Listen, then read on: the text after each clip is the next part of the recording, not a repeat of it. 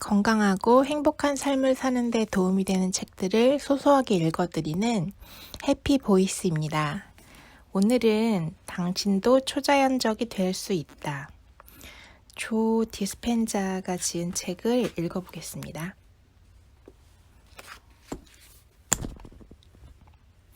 세상에서 만나고 경험하는 모든 사람과 일, 장소에 우리는 감정을 갖는다.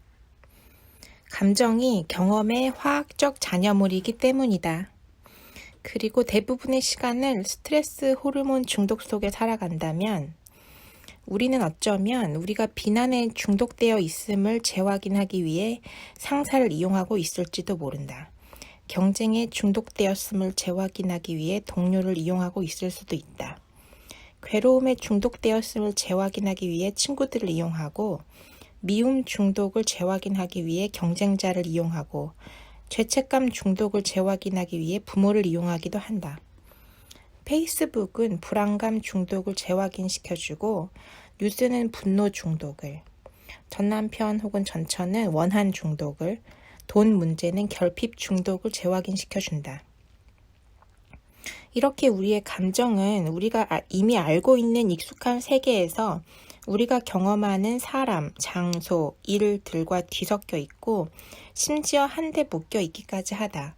이는 새로운 일, 새로운 관계, 새로운 재정 상태를 만들고 새 인생을 시작할 힘은 물론이요.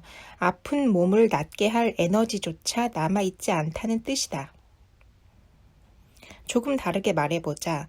우리가 생각하고 느끼는 방식이 우리의 에너지 장에서 방출되는 주파수를 결정한다면, 그리고 우리가 온통 외부 세계의 사람, 대상, 일, 시간과 장소에 주의를 쏟고 있다면 생각과 느낌의 내면 세계에 남아있는 에너지는 하나도 없다는 말이다.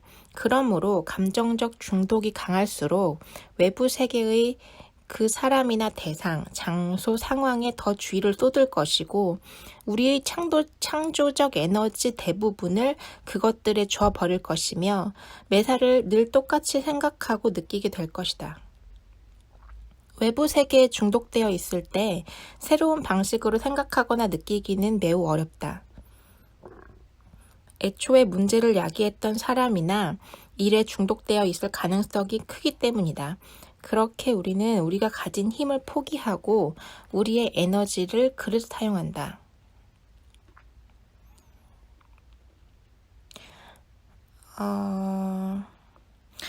여기서 조금 도표나 이런 그림을 설명하고 있는 것이 있어가지고 그거를 지금 빼고 나머지를 읽어보겠습니다. 서로 붙어있는 두 개의 원자를 분리하려면 에너지가 필요하다. 마찬가지로 그동안 외부의 어떤 사람, 장소, 사건에 집중하며 에너지를 주어왔다면 명상을 통해 그 결속을 끊어내는 데에도 상당한 에너지와 노력이 필요하다. 여기서 물어보자.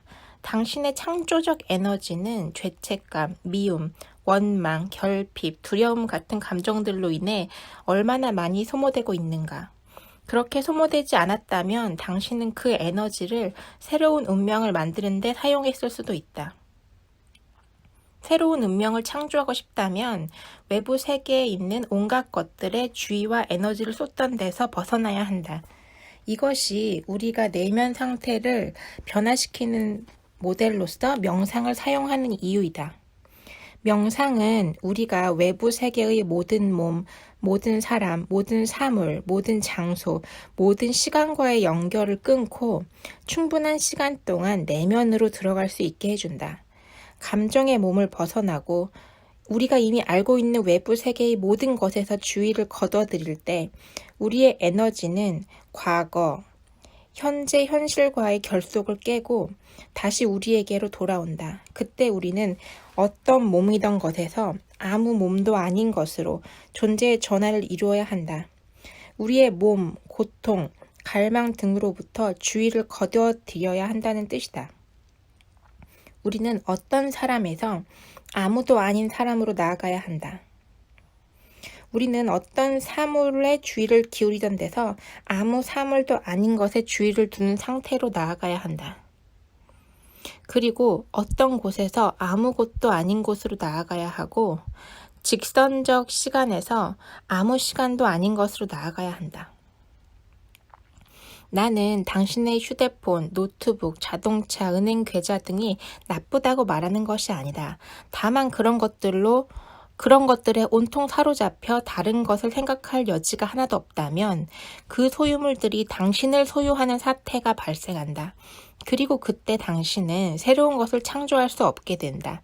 분산된 에너지를 다 되돌려서 당신이 중독된 그리고 당신의 모든 에너지를 과거, 현재, 현실 속에 묶어놓고 있는 생존 감정에서 벗어나는 것만이 새로운 것을 창조할 수 있는 유일한 길이다.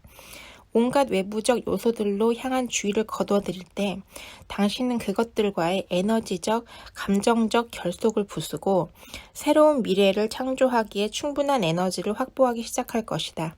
그러기 위해서는 그동안 무의식적으로 어디에 주의를 두며 살아왔는지 알아차려야 한다.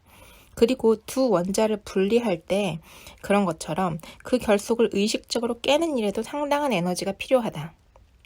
내 워크숍에 참여하러 오는 사람들은 컴퓨터 하드 드라이브가 깨졌다느니, 차를 도난당했다느니, 직장을 잃었다느니, 파산했다느니 하는 말들을 한다. 사람들이 인생에서 누군가를 혹은 무언가를 잃었다고 할 때마다 나는 이렇게 말하곤 한다. 좋네요. 이제 새로운 운명을 개척하는 데 쓸 에너지가 더 많아졌어요. 에너지 되돌리기 작업을 하면 처음에는 상당한 불편함을 느끼고 심하면 혼란을 느낄 수도 있다. 마음의 준비를 할 필요가 있다. 어쩌면 인생의 어떤 부분들이 망가질 수도 있다. 하지만 걱정할 것이 없다. 당신 자신과 그 쌍둥이 과거, 현실 사이의 에너지 결속을 깨고 싶다면 당연히 겪어야 하는 일일 뿐이다. 현재의 당신과 당신이 바라는 미래 사이에서 주파수가 일치하지 않는 것들은 모두 서서히 사라질 것이다. 가만히 지켜만 보자. 과거의 삶을 되돌리려 애쓰지 말자. 사실 새로운 운명을 부르는데 너무 바빠 그럴 시간도 없을 것이다. 여기 좋은 예가 하나 있다. 내게는 어느 대학의 부총장이었던 친구가 한 명 있다. 내가 시킨 대로 명상을 3주 정도 하던 무렵 이사회에 참석했다가 그 친구가 그만 해고 통지를 받았다. 참고로 이 친구는 대학에서 중요한 사람이었고 학생들과 교직원들 모두 그를 아주 좋아했다.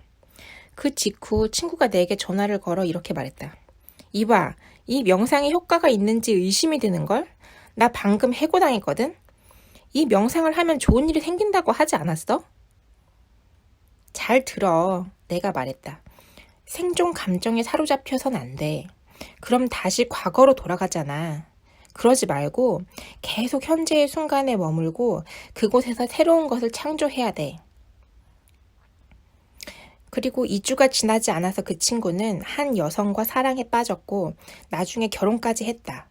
게다가 그 후 얼마 안 돼 훨씬 더 크고 좋은 대학의 부총장직을 제안받았고 기쁘게 그 제안을 받아들였다. 1년 후 친구는 내게 다시 전화를 해서 자기를 해고한 대학에서 이제는 총장직을 맡아달라고 부탁해 왔다고 전했다. 이렇듯 과거의 현실이 무너지고 새로운 현실이 펼쳐지기 시작할 때 우주가 우리를 위해서 무엇을 준비해 놓고 있는지는 아무도 모른다. 내가 확실히 말할 수 있는 건 나는 우주가 나를 위해 준비해둔 그 미지의 것에 한 번도 실망해 본 적이 없다는 것이다. 오늘도 되게 마음속에 많이 남는 이야기였는데요. 오늘도 삶이 아름답다고 느끼는 여러분 되시길 진심으로 응원합니다. 오늘은 여기까지 읽겠습니다. 사랑합니다. 고맙습니다.